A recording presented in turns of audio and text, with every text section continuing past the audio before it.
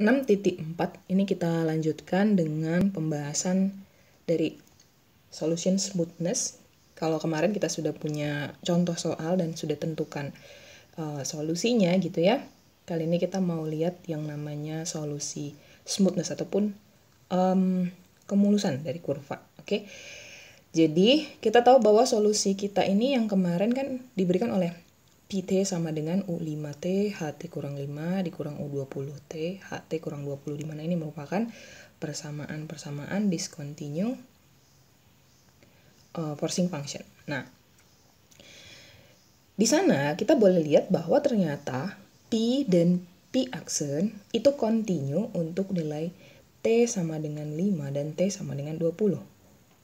Oke, continue untuk nilai T sama dengan 5 dan T sama dengan 20. Nah, sementara turunan kedua dari P itu punya yang namanya jump ataupun lompatan. Oke, apa yang disebut dengan jump ini? Jump ini adalah pada saat suatu poin gitu kan, suatu poin yang menyebabkan turunan kedua itu discontinue. Oke, ingat bahwa kalau misalnya discontinue artinya limit kiri bagaimana? Tidak sama dengan limit kanan kan gitu kan ya. Limit kiri tidak sama dengan limit kanan. Ini pengertian untuk discontinue. Nah, discontinue-nya si turunan kedua Pi ini ada di mana? Ternyata ada di T sama dengan 5 dan juga T sama dengan 20. Oke, masih sejalan dengan yang tadi ya. Jadi, continue-nya itu continue turunan pertama dan Pi dan turunan pertama Pi itu continue di T sama dengan 5, T sama dengan 20. Tetapi turunan kedua dari Pi itu justru dia punya discontinue-nya itu di T sama dengan 5 dan T sama dengan 20. Oke, nah kita coba cek kalau gitu limit kirinya ini untuk T mendekati 5 dari turunan kedua Pi, T itu sama dengan 0. Nah, untuk limit kanan T mendekati 5 untuk turunan kedua dari Pi, T ini sama dengan setengah. Oke. Terus kita coba cek yang limit kiri T mendekati 20 untuk Pi, T ini nilainya perkiraan gitu kan ya.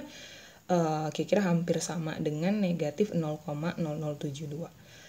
Perhatikan ini sebenarnya kadang-kadang penulisannya tuh ini penulisan desimal sih gitu kan ya, cuman terkadang dia ditulisnya kayak titik doang gitu, tapi sebenarnya ini ada nolnya gitu. Jadi negatif 0,0072. Nah, kita lihat juga limit kanan T mendekati 20 untuk turunan kedua dari Pi, T ini ternyata nilainya hampir sama dengan negatif 0,5072. Oke, negatif 0,5072. Nah, dengan demikian, GT-nya ini tadi, si forcing discontinue ini tadi ternyata terseimbangkan, karena ada jump yang di saat T sama dengan 5 kan setengah. Jump yang di T saat T sama dengan 20 kan negatif setengah gitu. Jadi dia masih terseimbangkan gitu, masih terbalance jump-nya gitu kan. Oke, nah jadinya demikian. Kita coba lihat lagi lanjutannya.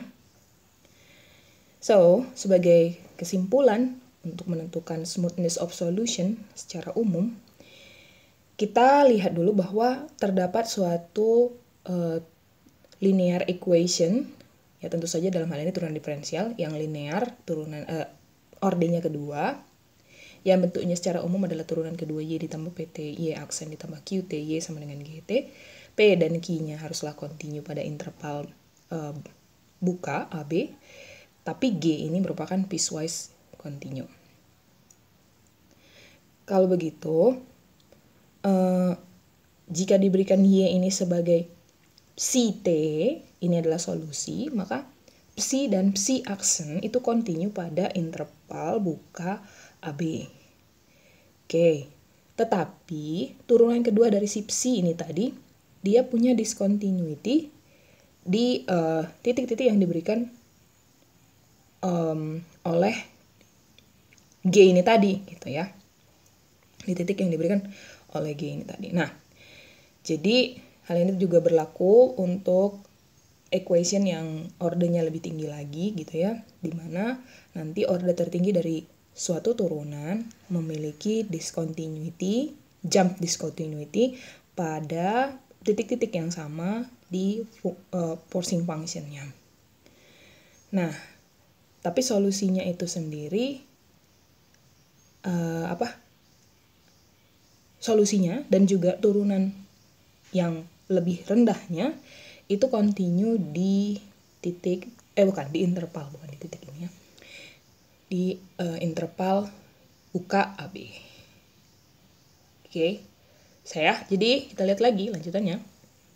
Melihat contoh kedua ini diberikan ya gitu kan, ada suatu differential equation order kedua. Differential equation order kedua yang di sana tentu karena ada GT-nya ini non homogen gitu kan ya. Dan dalam hal ini GT-nya juga merupakan fungsi forcing function. Jadi karena dia merupakan forcing function, dia punya nilai ekivalen yang berbeda-beda untuk setiap masing-masing intervalnya. Dimana untuk interval 0 kecil sama dengan T kecil dari 5, dia sama dengan 0. Untuk interval 5 kecil sama dengan T kecil dari 10, dia sama dengan T kurang 5/5. Terus kalau interval T lebih dari 10, nilainya sama dengan 1. Oke, di sana kita juga punya inisial value-nya, Y0 sama dengan 0, dan turunan pertama Y0 sama dengan 0.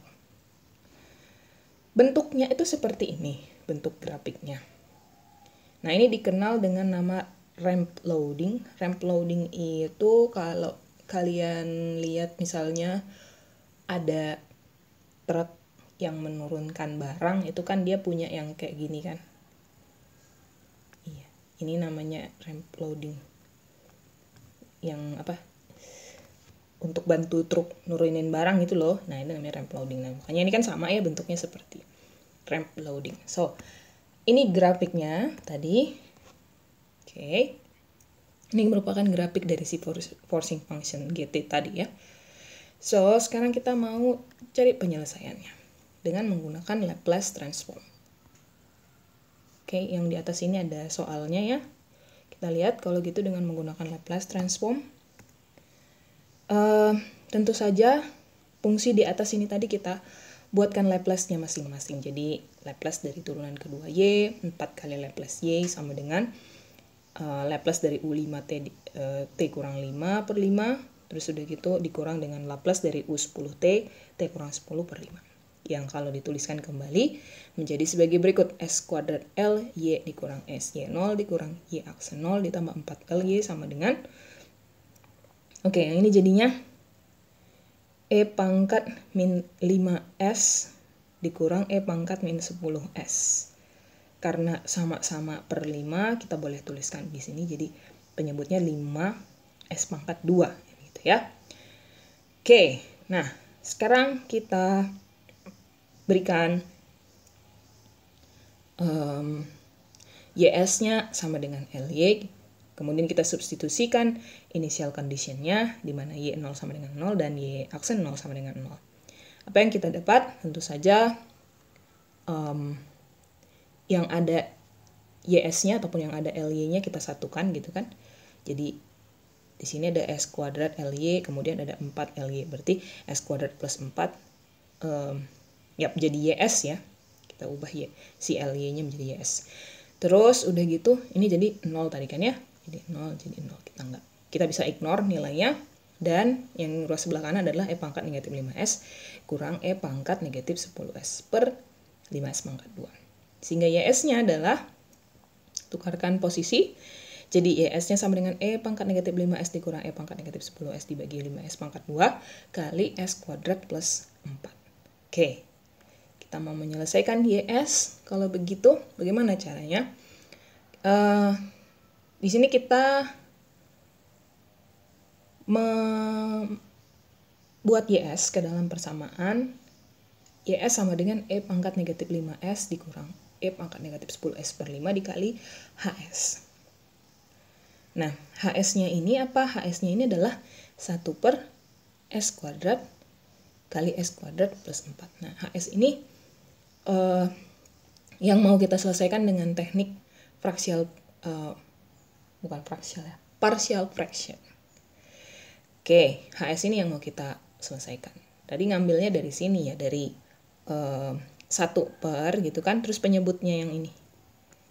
Penyebut yang ada S kuadrat kali S kuadrat plus 4.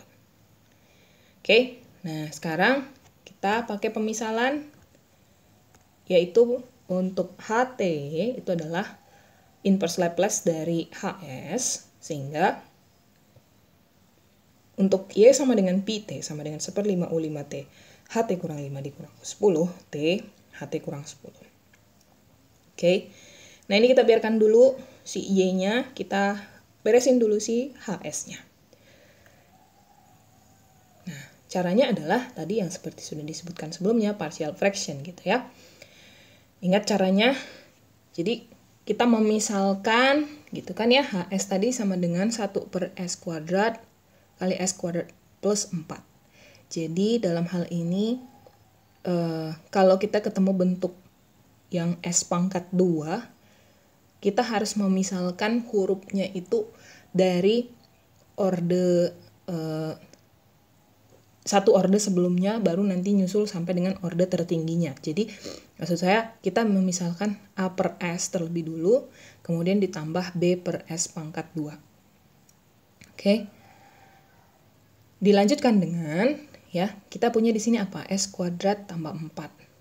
Nah, untuk yang S kuadrat tambah 4, kita memisalkan huruf yang lain, jadi gunakan di sana CS tambah D dibagi S kuadrat tambah 4. Oke, lebih jelasnya ini kayaknya ada di Matematika Dasar 2. Bisa dilihat lagi nanti ya materinya. Nah, sekarang kita samakan penyebut gitu kan, luas kiri, luas kanan, kita samakan penyebut, berarti kayak gini dia ya. Saya bikin aja di sampingnya. Si 1 per S kuadrat plus 4. Oke, ini sama dengan kan gitu. Ini kan ada S ya, berarti harus dikali dengan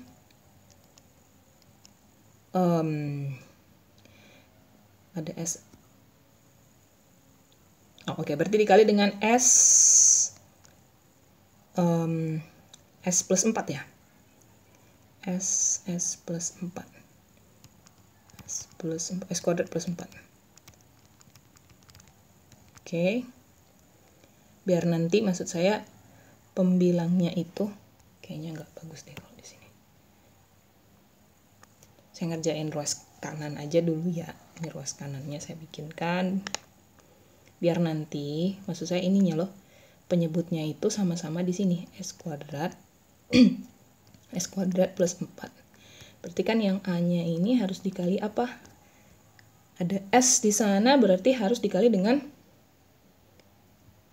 S kali S kuadrat plus 4 kan gitu. Atau S kali S kuadrat per 4 berarti kan jadi S pangkat 3 plus 4, ya enggak?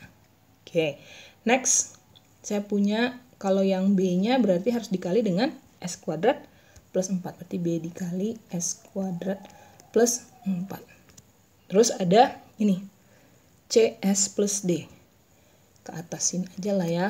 CS plus D-nya harus dikali apa dong? Iya, dikali dengan si S kuadrat.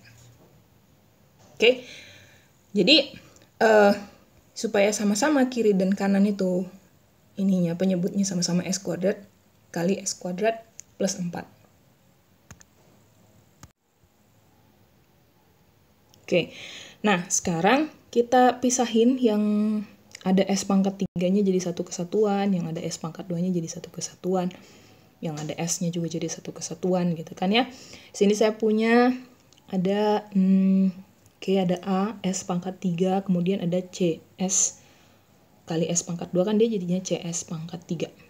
Oke, sehingga saya boleh tuliskan kembali ada ini ya, A plus C S pangkat 3. Terus udah gitu, Untuk yang S pangkat 2, saya punya ini. B kali S pangkat 2, BS pangkat 2. D kali S pangkat 2, tentu DS pangkat 2. Jadi B plus D dikali S pangkat 2. Terus, di sini saya juga punya... Oke, sorry, ini harusnya tadi ada S-nya ya. 4S ini. Oke, ini 4S lah ya. Oke, jadi sekarang saya dapat ada A dikali 4S sama dengan 4AS. Selain itu udah nggak ada lagi, berarti saya tuliskan 4AS. Terus terakhir ada ini ya, B kali 4 jadi 4B. Oke, sama dengan 1, karena kita ngambil bagian pembilangnya. Penyelesaian dari A, B, C, D ini boleh dilihat, ya kita biasanya ngambil yang udah ada nilainya dulu. Dalam hal ini, dianggap bahwa B ini kan konstanta. Jadi kita bisa langsung memisalkan untuk 4B sama dengan 1. Maka B sama dengan I seperempat ya. Oke. Pemisalan yang lainnya kita bisa ngambil juga. Yang ada kaitannya dengan B ini bisa nih. B tambah D. B tambah D sama dengan 0 ya. Karena kan di ruas kanan nggak ada yang pakai S pangkat 2. B tadi diketahui seperempat. Di seperempat tambah D sama dengan 0, maka D-nya sama dengan negatif seperempat. Oke, next. Saya punya, ini juga boleh nih. 4A ya. 4A-nya, tapi nggak ada. Jadi 4A-nya sama dengan 0. Dan dengan kata lain, A-nya sama dengan 0. Oke, next. Ada di sana ini A tambah C. A tambah C juga sama dengan 0. Ya, jadinya C-nya berapa? C-nya 0. Karena tadi diketahui A sama dengan 0. Oke. Nah, jadi dapat nih A0, B-nya seperempat, C-nya 0, D-nya min seperempat. Jadi penyelesaian untuk si HS-nya adalah HS sama dengan seperempat S pangkat 2 dikurang seperempat dibagi S kuadrat plus 4. Oke, dapat ya? Ketemu ya si HS-nya. Sekarang tugas kita cari HT untuk H yang kecil, yang artinya cari inverse Laplace dari si HS-nya tadi. So, kita ubah ke dalam Laplace-nya, jadi ada ini ya, seperempat dikali 1/s pangkat 2 samanya artinya ini kan. Terus ini dikurang dengan 1/4 S kuadrat plus 4. Kita modifikasi sedemikian supaya bisa kita tentukan dari Laplace table-nya ya. Nah, kebetulan kalau misalnya yang sin itu kan kita boleh pakai ini kan yang persamaan. A per S kuadrat plus A kuadrat ya. Nah, yang seperti ini kan nanti Laplace-nya itu menjadi inverse Laplace-nya itu menjadi sin A gitu kan? Sin A T. Oke, sin AT. Jadi kayak gini dia toh. Nah, sekarang ada ini S kuadrat plus 4. Supaya A-nya ini sejalan dengan yang di atasnya gitu kan. A kuadratnya kita anggap 4, A-nya kita ambil 2.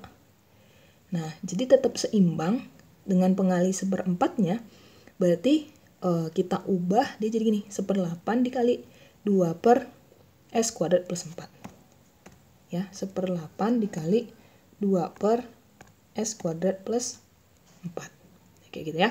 Jadi, sekarang Laplace inverse-nya tadi adalah 1/4T dikurang 1/8 sin 2T. Gitu ya. Oke. Selesai dengan HT, sekarang kita ke Y-nya tadi. Ya, Y-nya ini adalah pi T sama dengan 1/5, U5T, HT kurang 5 dikurang 10T, HT kurang 10. Oke. Yang kalau misalnya digambarkan solusinya itu seperti ini. Ini pakai Maple, bisa pakai MATLAB juga boleh gitu ya, untuk menemukan solusinya. Nah, sekarang masing-masing nilai awalnya itu kita mau analisis. Tadi kita udah punya intervalnya kan 0 sampai 5, 5 sampai 10, terus gitu lebih dari 10. Kalau gitu, kita bisa buat dia jadi Y1, Y2, Y3. Dimana untuk yang Y1 ini yang untuk interval 0 kecil sama dengan T kecil dari 5. Terus untuk Y2 itu yang berlaku di ini ya, 5 kecil dari T kecil dari 10. Dan untuk yang Y3 itu berlaku untuk T lebih dari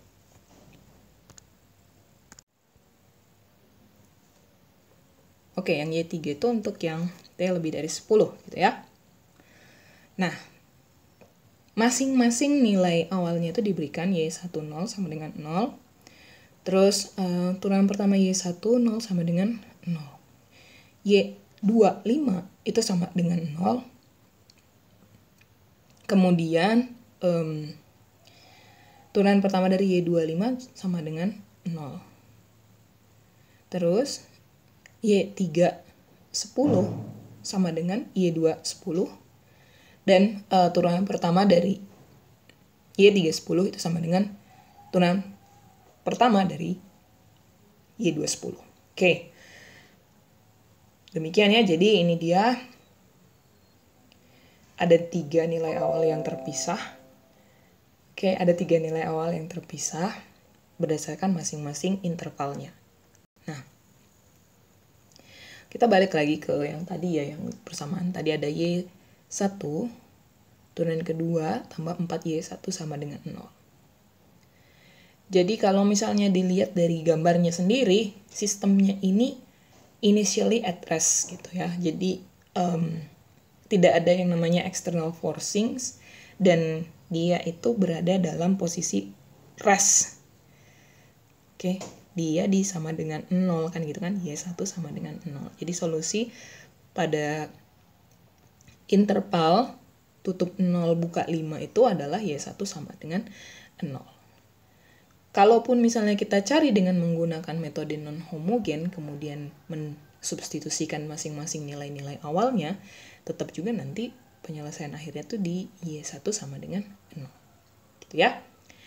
Oke.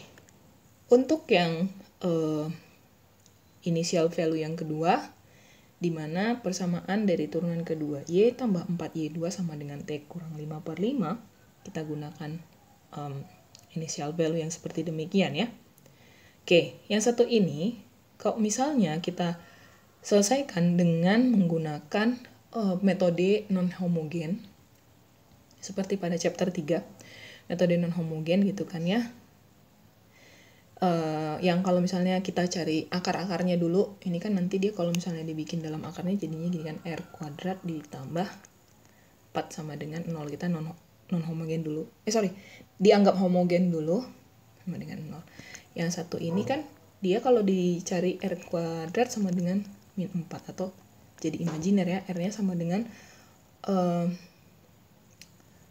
positif negatif akar dari negatif 4 ataupun positif negatif 2i ya, akar min 1 kan, positif negatif 2i. Jadi kalau misalnya kemarin akarnya itu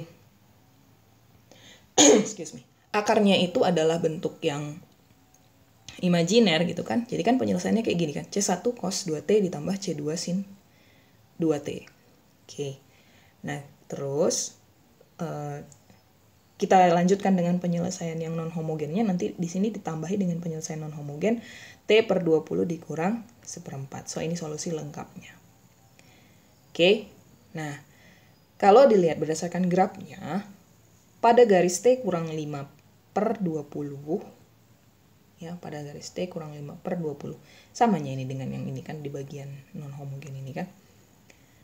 Oke. Ini tuh terdapat osilasi. Gitu. Terdapat osilasi. Mana tadi 5/10-nya? Ini loh, interval 5 sampai 10. Ini graf forcing function, ini graf forcing function, yang ini graf solusinya ya. Jadi lihat di sana ada di interval 5 sampai interval 10. Terdapat osilasi. Oke, kayak gitu dia ya. Osilasinya bisa dijelaskan lagi ya, kayak gini lebih jelasnya. Gitu. Oke.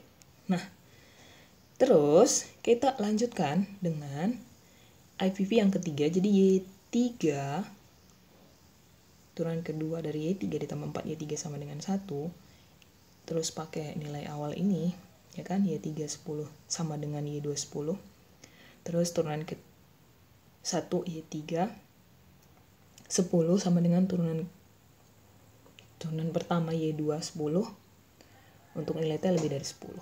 Nah, gunakan metode non-homogen, nanti kamu punya penyelesaian seperti ini. Y3 sama dengan C1 cos 2T ditambah C2 sin 2T ditambah 1/4. Oke. Nah, yang ini, dia nanti berosilasi di Y sama dengan 1/4, di garis Y sama dengan 1/4. Untuk interval T-nya lebih dari 10. Bisa dilihat di sana, jadi kayak gini dia nanti kan. Ini yang Y sama dengan 1/4, ini garisnya ditandai oleh garis warna merah, dia berosilasi. Oke.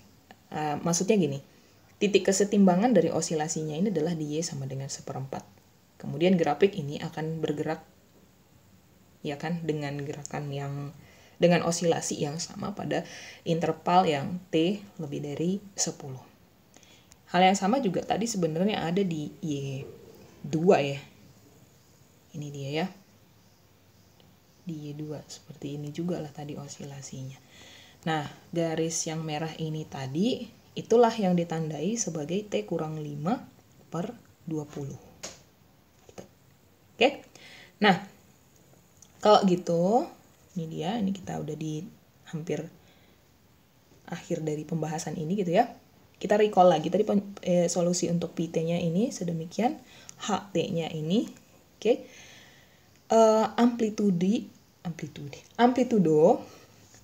Amplitudo dari si grafik ini tadi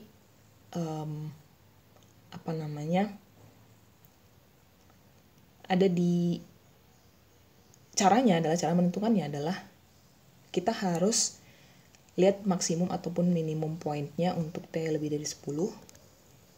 Oke, dan untuk menentukan nilai maksimum itu kan boleh pakai turunan pertama yang sama dengan 0 kan, artinya cari titik stasionernya boleh. Dan ternyata kita dapatkan nilai maksimumnya itu di sini. 10,642 0,2979, yang artinya ketika T-nya sama dengan 10,642, maksimumnya ada di 0,2979.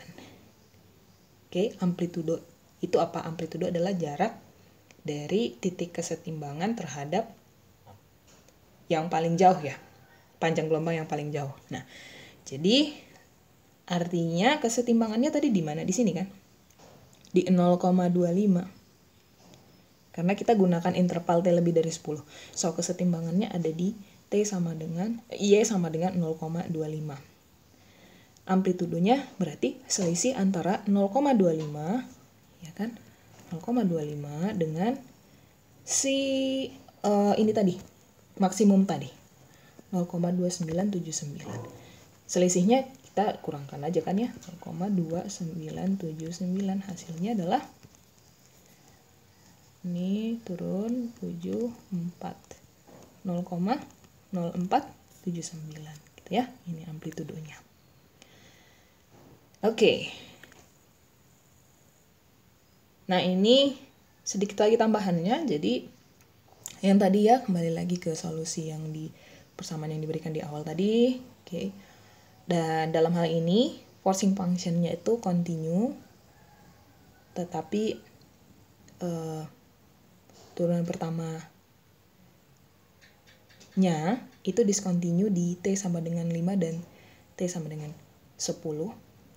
Sepertinya ini bukan di turunan pertama ya. Sebentar ya, kita balik dulu ke slide-nya. Harusnya tadi turunan kedua. Jadi salah. 3-nya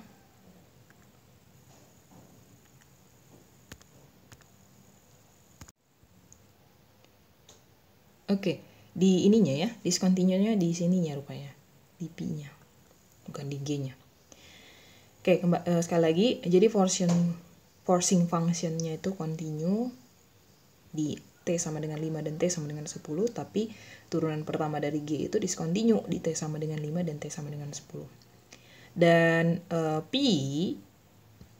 ini sendiri dengan turunan pertamanya, ya kan?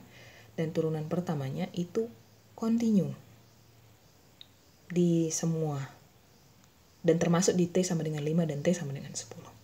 Tapi dia punya diskontinuitas di T sama dengan 5, T sama dengan 10 untuk turunan keduanya. Gitu kan? Untuk turunan kedua dari Pi. Dan ini juga sebenarnya sejalan dengan discontinuity pada G aksen ataupun turunan pertama G yang diberikan oleh T sama dengan 5 dan T sama dengan 10. Oke, itu dia pembahasan untuk solution of smoothness.